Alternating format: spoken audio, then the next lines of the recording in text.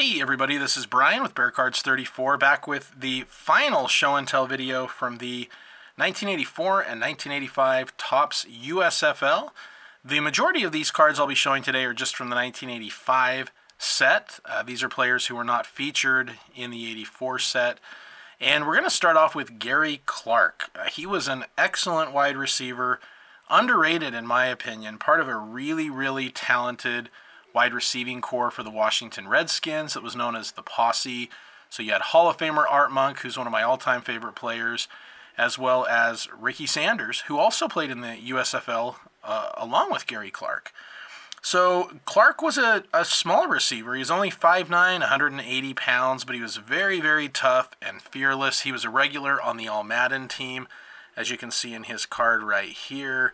I'll read you the quote from John Madden from this card. He said, Gary Clark is one of the most competitive receivers in the game today. He is quick, fast, and has an excellent feel for getting open. He is also one of the toughest receivers out there. He'll go over the middle when he knows he's going to get hit, and he'll make the tough catch. So Madden was a big fan of his. In fact, he was an 8-time All-Madden team member, which is quite impressive. So he played college ball for James Madison University in the early 80s. He was drafted in the 1984 NFL supplemental draft in the second round, but he had also been drafted by the Jacksonville Bulls, and that was for the 1984 season. He had 56 catches for 760 yards and a couple of touchdowns his rookie year with Jacksonville, and led the team in receiving yards and receptions. And he only played with them briefly in 1985. I was taking a look. He only had 10 catches for 61 yards. I couldn't find anything to see whether or not he had been injured or left the team early.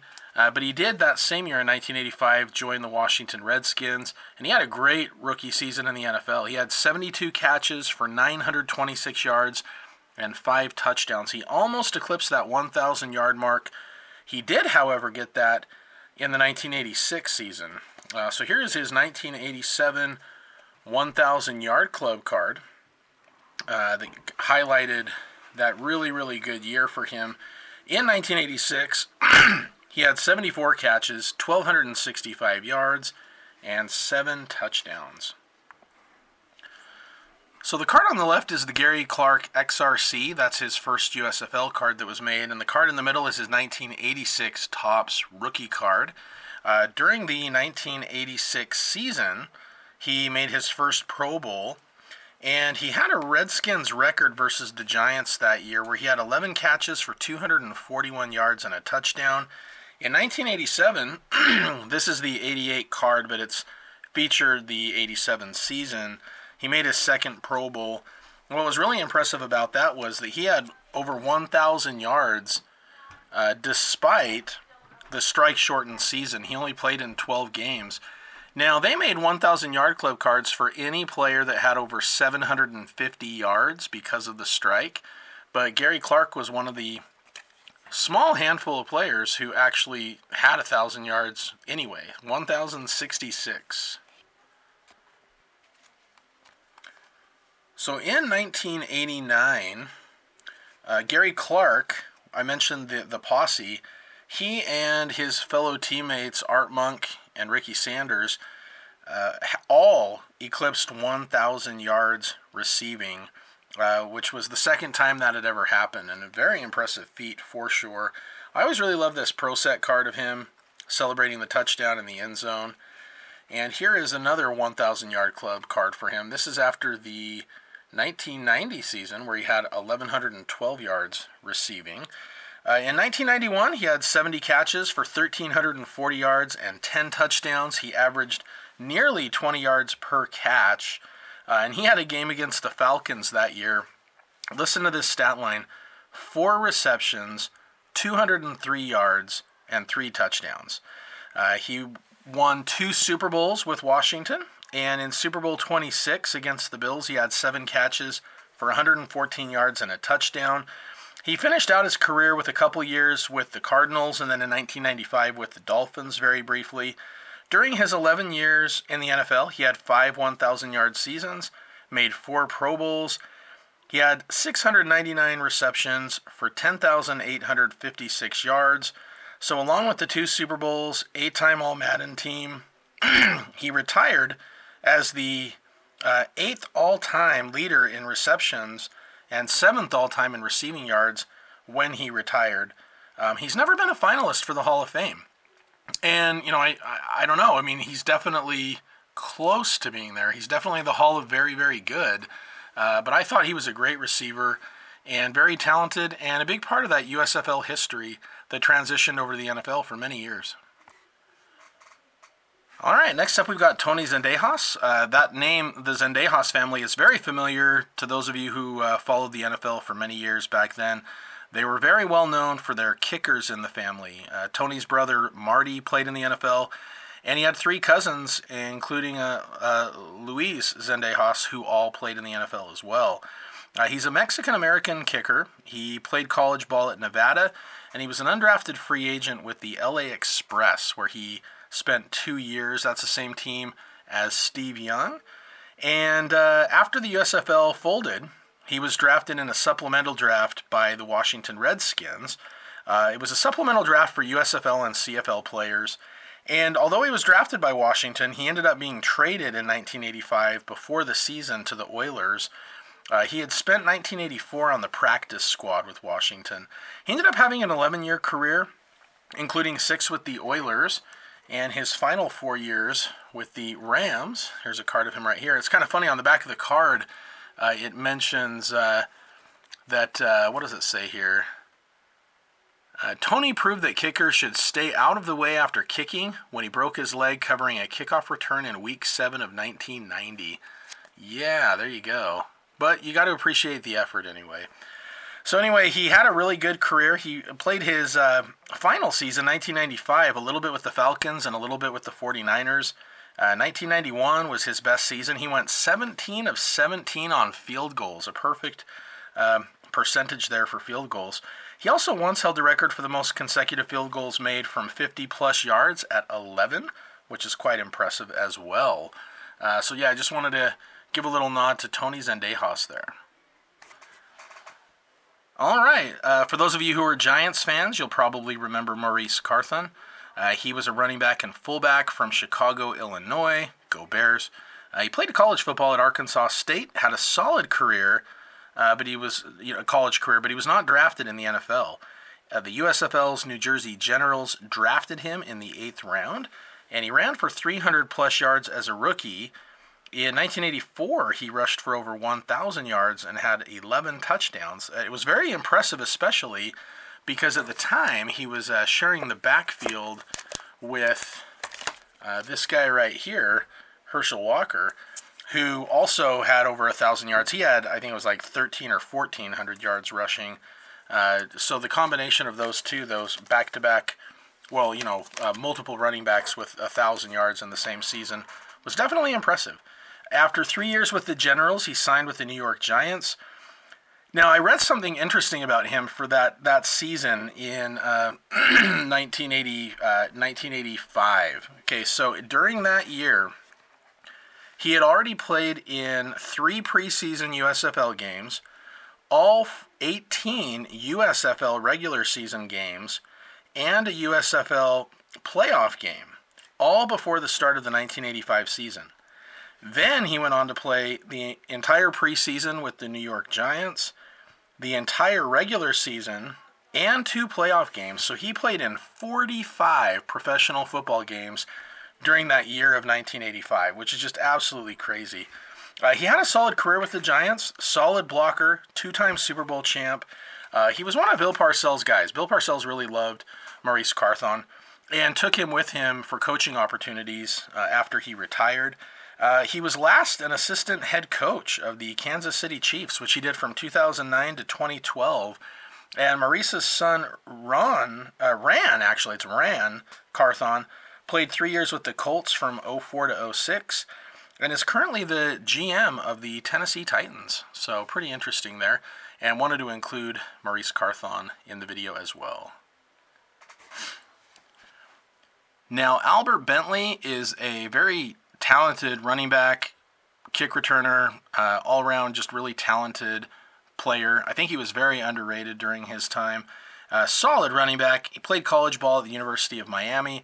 He was drafted by both the Michigan Panthers in '84, who then merged with the Oakland Invaders, and thus you can see the Invaders card right there.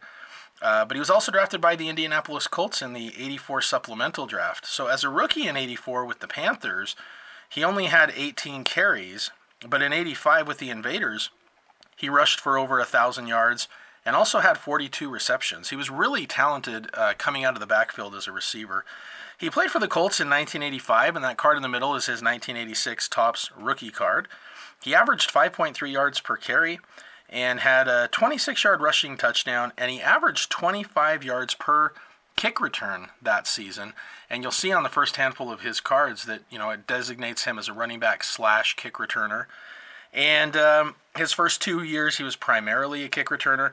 But in 1987, and this is his 87 card right here, and then this would be the image from the 87 season on the 88 Topps card. That year, he had 631 yards and 7 touchdowns, along with 447 receiving yards. And that was splitting time with Eric Dickerson, who was traded to the Colts that year. So Albert Bentley was first in the AFC with 1,578 all-purpose yards. His best year was actually in 1990, and you can see in this 91 Upper Deck card, he was the team MVP for the 1990 season. That year, he had 556 rushing yards with 4 touchdowns, and very impressively, 71 receptions, which led the team for another 664 yards and a couple of reception touchdowns as well. He spent his final year in 1992 with the Steelers, but he only played in a couple of games, and he didn't have any statistics as far as rushing or receiving for the Steelers, but he was on their team very briefly. Okay, so we did a kicker earlier. Let's do a punter as well. And this one I think is actually one worth noting. This is Jeff Gossett. He was a very talented punter in the NFL for many, many years. The card in the middle is his rookie card. That is his 1983 Topps card. You can see he was playing there for the Kansas City Chiefs. The card on the left is his one and only USFL card. And then we've also got his 87 Topps when he was playing on the Cleveland Browns after the USFL. He was a punter out of Eastern Illinois. He spent the 1978 and 79 seasons or years in the Mets farm system as a third baseman. But he ended up, going into football. He was an undrafted free agent in 1980 with the Dallas Cowboys. He was on their practice squad, but he got cut before the season. In 1981, he was with the Chargers practice squad. But his big break was in November of 1981. He was signed by the Chiefs after their punter was injured. And then in 1982, he won the job, but was cut after the 6th game. The replacement punter, however, was so bad that they re-signed Jeff Gossett 1 week later. He ended up as one of the AFC's top punters, but he still lost the starting job in 1983 when Jim Arnold beat him out. And some of you may remember Jim Arnold from his years with the Detroit Lions. So Jeff Gossett signed with the Browns in 1983 and had a pretty good year. But he's from Illinois, and so he signed with the Chicago Blitz in 1984, and he led the USFL in punting with a 42.5-yard average. And then in 1985, he played with the Portland Breakers, and then back to the Browns, as you can see with this card right here. And then he also spent a year with the Oilers, but he was best known, really, for his time with the Los Angeles Raiders. And this card right here, this is the members-only Topps Stadium Club card. Showing him there. He was very, very solid with the Raiders. His best years from 88 to 96. In 1991, he was an All-Pro and made it to the Pro Bowl. There's this Team Pinnacle card highlighting him. Now, what's really weird is he's number 7 in every picture I've seen, including with the Raiders, but for some reason, that doesn't look at all like a 7 to me. That looks like a 5 or a 6 or a, I don't know, but not a 7. So I always thought that was strange. But he shares this card with Jeff Jager right there. And then he was also given the Fleer All-Pro card. This was an insert in the Fleer packs. He played in 212 NFL games. He punted for over 40,000 yards and averaged about 41.5 yards per punt. All right, and last up for the video and the series, we've got Doug Flutie, who is a very well-known quarterback in 3 different professional leagues. His high school, he played football in Massachusetts. That's his home area. He also played basketball and baseball in high school. And for college football, he played at Boston College from 1981 to 1984, where he made a big name for himself. He had an amazing football career.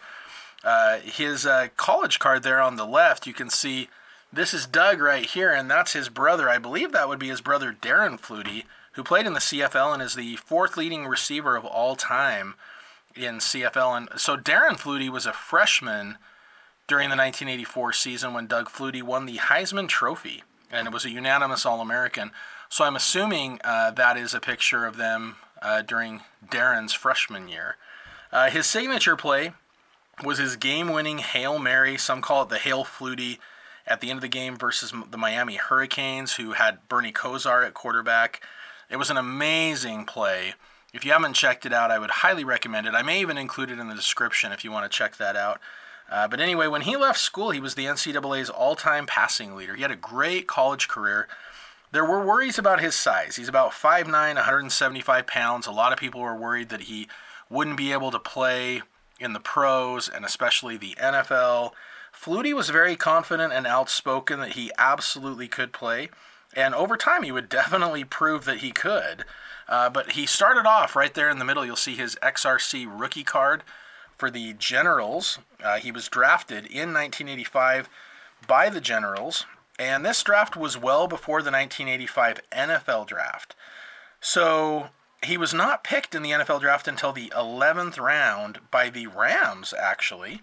The thing is, he had been drafted already in the USFL. He signed a contract. It was this huge contract at the time, and potentially because of his size and the fact that he was playing in or planning to play in the USFL may have discouraged some teams, but the Rams did take a chance and drafted him, actually. One thing I will mention is, during his USFL career, he did fine. He had a decent season with the Generals. He threw for about 2,100 yards, 13 touchdowns. It was a decent year, but then the USFL folded. And so after the league folded, the Bears that season had injuries with Jim McMahon, and Jim McMahon threw himself all over the place, as he talks about in the Super Bowl Shuffle, threw his body all over the field. That is very true. And anyway, this wasn't even him being reckless or gutsy or whatever you want to call it. There was a major cheap shot by a Green Bay Packer. The guy literally took McMahon out. I'll include a highlight to that as well. I still get mad when I watch that video. Like, it still triggers me. But anyway, Jim McMahon was out of the game out for the season. And so the Chicago Bears were looking for quarterbacks to help out. And so they traded the Rams for Doug Flutie. A couple draft picks went to the Rams. Chicago got Flutie. And he threw for 2 touchdowns in the Bears' final regular season game, which he started versus the Cowboys. And then because of that really great game, and he had only played in, I think, like 1 or 2 other games just briefly before that, but he did lead all Bears quarterbacks with an 80.1 passer rating that season. And so he got a chance to start in the playoffs because of the game he had against the Cowboys. It was only his second NFL start. Unfortunately, he struggled. The Bears did not win the game. But he did help out that year. And I've mentioned this before, but I was not a Doug Flutie fan at the time. I was such a huge Jim McMahon fan that anybody, Mike Tomczak, Doug Flutie especially, like any of those guys, anytime they'd bring in a new quarterback, I would dislike them because I just wanted Jim McMahon to be the quarterback, period. I've learned to love Doug Flutie over the years, really appreciate him. Very glad he was on the Bears. One of my favorite cards, and I pulled this in a box, actually, back when hobby boxes were more affordable, thankfully, at the time. But I pulled this really awesome Doug Flutie out of Panini Lux, which is not even around anymore. But this is numbered out of 25, and it's got that awesome kind of like plasticky paint jersey. And this is a game-used material. And so he was only on the Bears for that one season and only for part of the season. And so there are not a lot of game-used Doug Flutie jerseys. So I was thrilled to be able to add that to my collection. And that's definitely one of my favorite pulls that I've ever had. So anyway, after that season with Chicago, Flutie was traded to his hometown team, the New England Patriots, for the 1987 season. Flutie played well in '88, leading the team to a 6-3 record. After the team had started with him on the bench, they were 1-3. So he had really turned things around, 6-3 for the next games. They were in contention for the playoffs, but head coach Raymond Berry benched Flutie anyway for Tony Eason. Needless to say, the Patriots did not make the playoff that year, and Flutie was released. You'll see something similar to this coming up later in his career, where he's playing well, they're winning, and yet, for whatever reason, they're trying to get other quarterbacks in. So after Flutie was released by the Patriots, no NFL team came calling. Luckily for the Canadian Football League and for Doug Flutie, the CFL did. He spent 8 years and was extremely successful with the Calgary Stampede and the Toronto Argonauts. He is one of, if not the greatest CFL player of all time, 3-time Grey Cup champion in 92, 96, and 97, 3-time Grey Cup MVP, 6-time CFL MVP, and a member of the Canadian Football Hall of Fame. He was also a member of the College Football Hall of Fame. He passed for 5,000 yards 6 times in the CFL, and he passed for over 6,000 yards twice. I mean, those are just crazy numbers and very, very impressive. In 1998, Flutie was back in the NFL. This is, many years after he had finished his college career, and the Buffalo Bills signed him with a plan for him to be the backup. They had really had their eye on a guy named Rob Johnson. I think they just liked his measurements, his size, his potential. But Rob Johnson was injury prone, and Flutie took over, and he was so much fun to watch. He had these exciting plays, come from behind victories. And in 1998, the Bills, in large part to Doug Flutie, made the playoffs, and Doug Flutie made the Pro Bowl. In 1999, they were 10-5. Wade Phillips made a terrible decision to start Rob Johnson for the playoffs. So Flutie plays all year. He's really, really good. The team is winning. And then they decide to put Rob Johnson in for the playoffs, and it went horrible. The Bills lost. Johnson played poorly. Phillips later claimed that the owner is the one who made the decision. But it just seemed like, I remember at the time being frustrated, where it just seemed like they really just wanted to force Rob Johnson to be the guy. And he just wasn't. So the next year in 2000, the Bills again went with Rob Johnson. Rob Johnson went 4-7. Doug Flutie played in 5 games in 1999, and he was 4-1. In December versus the Seahawks, Flutie had a perfect passer rating with 366 yards and 3 touchdowns. And despite all that, the Bills still decided to go with Johnson, and they cut Flutie after the season. So he signed in 2001 with the San Diego Chargers. And in week 7 of that year, the Chargers played his old team, the Bills, who had Rob Johnson starting, and Flutie won the game with a 13-yard quarterback run for a game-winning touchdown. Johnson, just so you know, after losing games and injuries, he was out in Buffalo after the 2001 season. It just made no sense that they kept trying to make him work and kind of brushed Flutie aside. Flutie ended up being a backup for the Chargers, with Drew Brees kind of evolving and becoming the guy. Now, Drew Brees just a Hall of Fame type quarterback. So he played really well, though, in a reserve role. In 2003, at 41 years old, he scored 2 rushing touchdowns in a game, who was the first player over 40 to ever do that. He's also, at the time, was the oldest AFC Offensive Player of the Week. At 42 years and 71 days, he became the oldest player at the time to ever score a touchdown. He surpassed Jerry Rice for that one. His final year was 2005 with the Patriots. They actually made, this is his Legends card for Doug Flutie for the Patriots right there. He was Tom Brady's backup. And again, just a solid, reliable veteran backup. He had a very notable play, though, on January 1st, 2006, his final game. He had a successful drop kick for an extra point. It was the first time that had been done since 1941, and he became the AFC Special Teams Player of the Week for that as well. I will try to include a copy of that as well. Here is his Gridiron Heritage Score insert card from 2015, and I also have the gold version. They had a few different colors of variations for their inserts at the time. So Doug Flutie, he had a very long-lasting pro and college career. If you go back from his time in college in 1981 and then playing professional football until 2006, just fantastic. Now, my girls, they know him from his time on Dancing with the Stars a few years ago. My oldest daughter even bought a mem card of Doug Flutie because she was a fan of his from the show, which I was excited about. Do you guys remember Flutie Flakes? Does anybody remember those? Breakfast cereal, kind of like Frosted Flakes, and I know the Fluties, one of their sons is on the autism spectrum, and so they would donate profits from Flutie Flakes to a foundation for autism. Flutie has also been involved in sports broadcasting for football games. Just a really talented, impactful player for many, many years in the CFL, college football, USFL, NFL, all that good stuff. So that'll do it for the video. However, I am doing a giveaway.